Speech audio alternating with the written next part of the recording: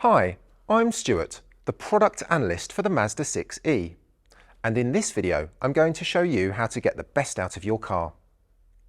If you want to skip ahead to other parts of this video, you can scroll down and use the chapter descriptions below. Firstly, let's talk about gaining access to your car.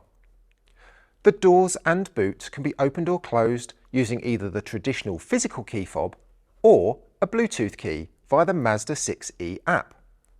We'll pick up on the Mazda6e app and Bluetooth key sharing later in the video.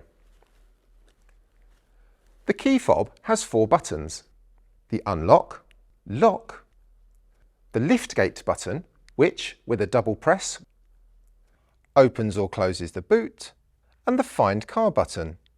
When the key is within range, pressing this button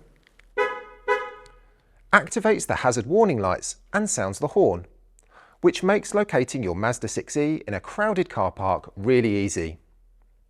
The majority of the time, you won't need to use your key, as the Mazda6e also has smart keyless entry that recognises the key fob or Bluetooth key as you approach the car.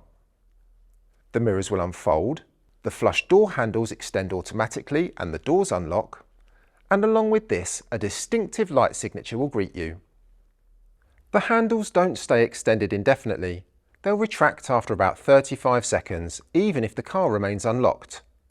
To extend them again, you can simply press the unlock button on the key, or in the Mazda6e app, or press the front edge of the door handle. Once the drive has finished and the car is in park, to lock the car, simply close the door and walk away. The mirrors will fold, the door handles will retract, and the reverse of the distinctive light signature visually confirms your Mazda6e is secure.